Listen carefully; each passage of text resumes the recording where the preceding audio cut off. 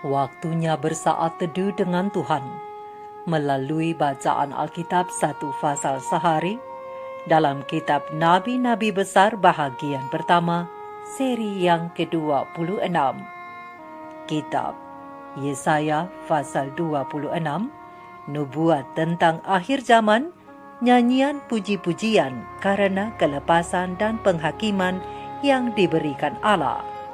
Mari baca Alkitab, mari dengar Alkitab, dan mari lakukan apa yang Allah firmankan di dalam Alkitab. Maka iman dan pengharapanmu tidaklah sia-sia. Tuhan Yesus Allah Putra, Alfa dan Omega memberkati, dan Allah Roh Kudus akan menuntun untuk memahami. Salam kasih dan doa dari Rumah Produksi Endang Silitonga Tanjung Bible Audio Ministry. Mari memulainya dengan doa dalam hati.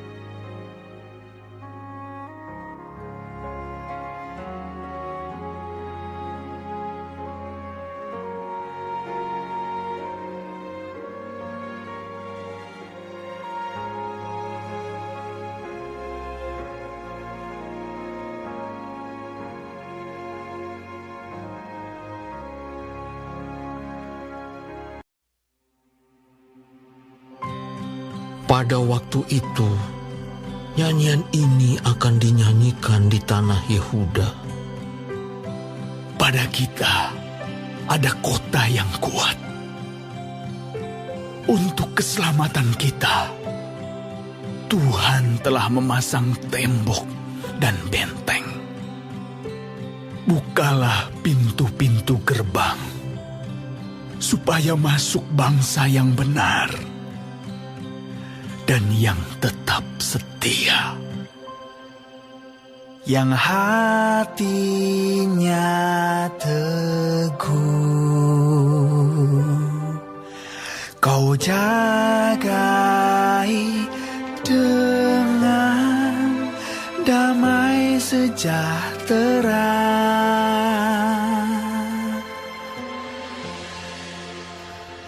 Sebab kepadamulah ia percaya. Percayalah kepada Tuhan selama-lamanya. Sebab Tuhan Allah adalah gunung batu yang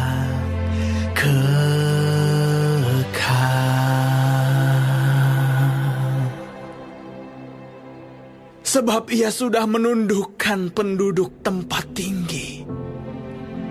Kota yang berbenteng telah direndahkannya. Direndahkannya sampai ke tanah. Dan dicampakkannya sampai ke debu. Kaki orang-orang sengsara, telapak kaki orang-orang lemah akan menginjak-injaknya. Jejak orang benar adalah lurus, sebab Engkau yang merintis jalan lurus baginya. Ya Tuhan, kami juga menanti-nantikan saatnya Engkau menjalankan penghakiman. Kesukaan kami ialah menyebut nama-Mu dan mengingat Engkau. Dengan segenap jiwa, aku merindukan Engkau pada waktu malam. Juga dengan sepenuh hati, aku mencari Engkau pada waktu pagi. Sebab apabila Engkau datang menghakimi bumi, maka penduduk dunia akan belajar apa yang benar. Seandainya orang fasik dikasihani, ia tidak akan belajar apa yang benar. Ia akan berbuat curang di negeri di mana hukum berlaku, dan tidak akan melihat kemuliaan Tuhan. Ya Tuhan, tanganmu dinaikkan, tetapi mereka tidak melihatnya. Biarlah mereka melihat kecemburuanmu karena umatmu, dan biarlah mereka mendapat malu. Biarlah api yang memusnahkan lawanmu memakan mereka habis. Ya Tuhan, Engkau akan menyediakan damai sejahtera bagi kami, sebab segala sesuatu yang kami kerjakan, Engkaulah yang melakukannya bagi kami. Ya Tuhan, Allah kami, tuan-tuan lain pernah berkuasa atas kami, tetapi hanya nama-Mu saja kami masyhurkan. Mereka sudah mati, tidak akan hidup pula. Sudah menjadi arwah, tidak akan bangkit pula. Sesungguhnya Engkau telah menghukum dan memunahkan mereka dan meniadakan segala ingatan kepada mereka. Ya Tuhan, Engkau telah membuat bangsa ini bertambah-tambah. Ya, membuat bertambah-tambah umat kemuliaan-Mu. Engkau telah sangat memperluas negerinya.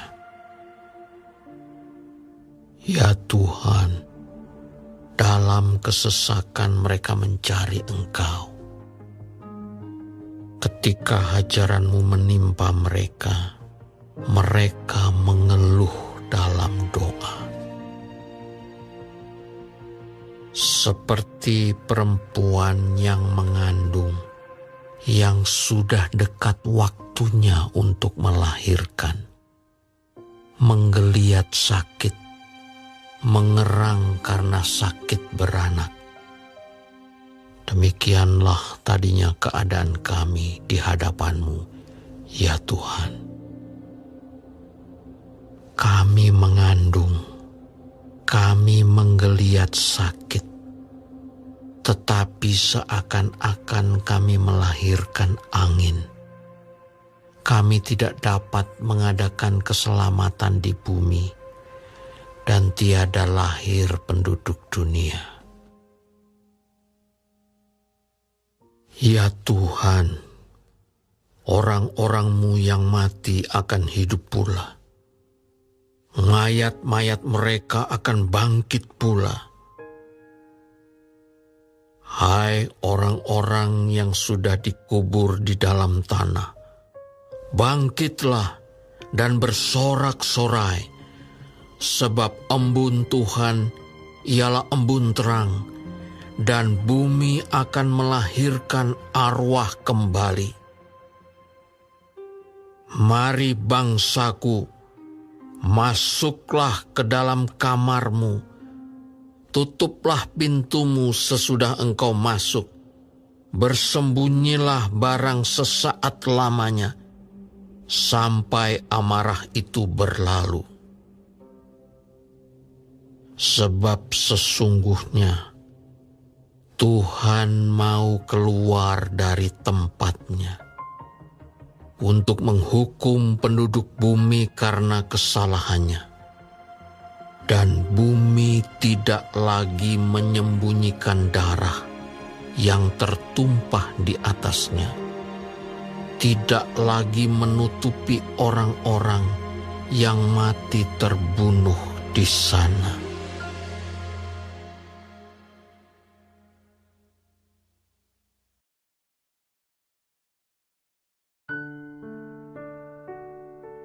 Kita telah menyelesaikan bacaan Alkitab 1 pasal sehari dalam kitab Yesaya, pasal yang ke-26. Sedikit perenungan melalui pasal ini tentang Kristus batu karang perlindungan di akhir zaman, dengan ayat panduan perenungan terang besar Alkitab Yesaya 26 ayat 20 dengan bunyi nas. Mari bangsaku, masuklah ke dalam kamar-Mu, tutuplah pintumu sesudah engkau masuk. Bersembunyilah barang sesaat lamanya sampai amarah itu berlalu. Sahabat-sahabat firman yang dikasihi oleh Tuhan di mana saja Anda berada, dalam pasal ini Yesaya membuka dengan sebuah penglihatan di akhir zaman kepada paduan suara orang-orang di Sion Surgawi ketika mereka melihat kekuatan Yerusalem di ayat yang pertama.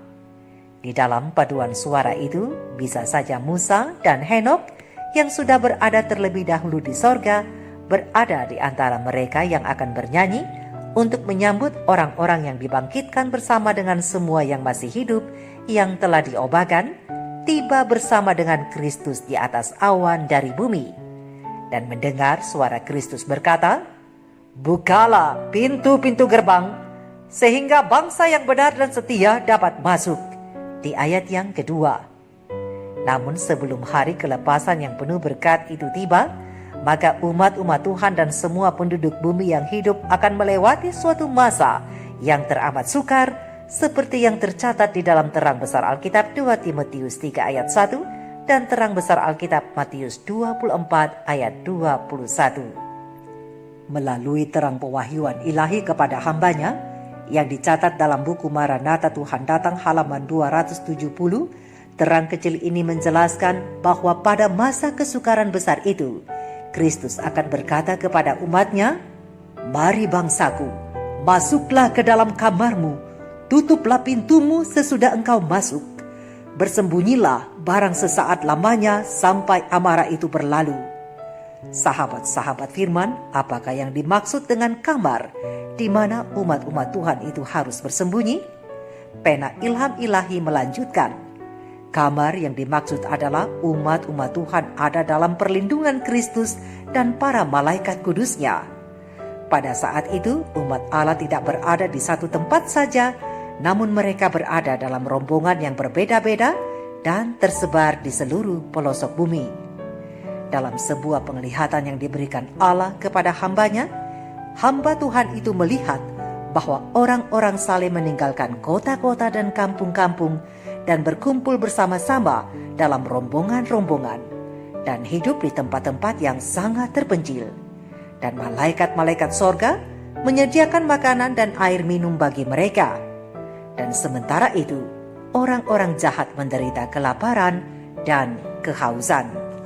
Selama malam penglihatan yang sangat hikmat itu, suatu pemandangan mengesankan lalu di hadapan hamba Tuhan.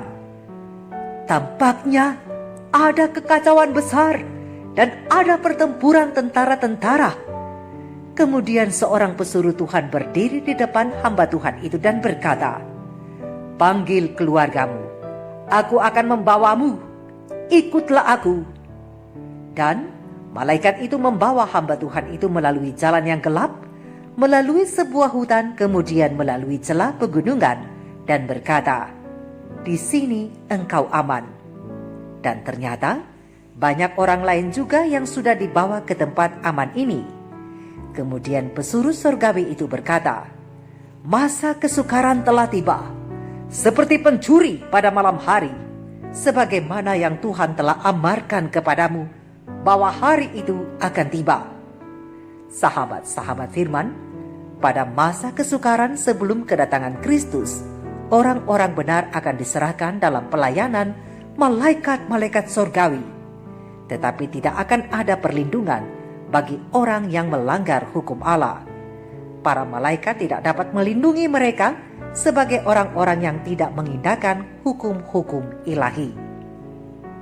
Pada masa penutupan sejarah dunia, Tuhan akan bekerja keras demi kebaikan mereka yang berdiri teguh untuk mempertahankan kebenaran. Di tengah-tengah masa kesukaran-kesukaran yang belum pernah terjadi sejak manusia dijadikan, umat pilihannya akan berdiri tak tergoyahkan. Setan dengan segenap pasukannya yang jahat itu tidak dapat membinasakan umat kesucian Allah yang terlemah sekalipun. Malaikat berpasukan yang kuat akan melindungi mereka, dan demi keselamatan mereka, Yehova akan menyatakan dirinya sendiri sebagai Allah segala Allah yang sanggup menyelamatkan dengan sempurnanya kepada mereka yang menaruh kepercayaan padanya. Sahabat-sahabat firman, Tuhan menjaga pikiran yang lurus dengan damai selama masa kesusahan besar itu sebelum perjalanan ke sorga berdasarkan terang besar Alkitab Yesaya 26 ayat 3, yaitu pikiran mereka yang percaya kepadanya bahkan dalam kondisi ekstrim sekalipun. Alasan kepercayaan ini ada dikarenakan Tuhan adalah batu karang yang kekal. Kristus adalah kerajaan batu yang melanda semua kerajaan dan memenuhi seluruh dunia seperti yang tercatat dalam kitab Daniel pasal yang kedua yang menggambarkan kedatangannya yang kedua kali. Dan pada waktu kedatangan Kristus yang kedua kali itu, maka mereka yang mati di dalam Dia akan dihidupkan kembali, baik mereka yang dibunuh, baik mereka yang ada di kubur atau yang mati tersembunyi dalam dasar lautan. Mereka semua akan dibangkitkan. Tidak ada rahasia yang tersimpan dalam debu bumi. Oleh sebab itu sahabat-sahabat firman, tetaplah berada dalam jalan Tuhan, berjalanlah sesuai dengan kehendak-Nya. Maka janji perlindungan jika kita diizinkan untuk melewati masa yang teramat sukar itu akan menjadi bahagian kita. Tapi kalaupun jika kita diizinkan untuk beristirahat sejenak dalam kematian, hidup kembali, dibangkitkan dalam kemuliaan yang berasal dari Tuhan adalah jaminan yang pasti bagi kita. Mari sahabat-sahabatku, kita persiapkan diri, jangan stres dan jangan cemas akan kedahsyatan yang akan datang di hadapan kita itu, karena Tuhan telah berjanji untuk menyediakan damai sejahtera dan ketenangan yang penuh di dalam perlindungannya. Mari kita renungkan ini bersama. Shalom.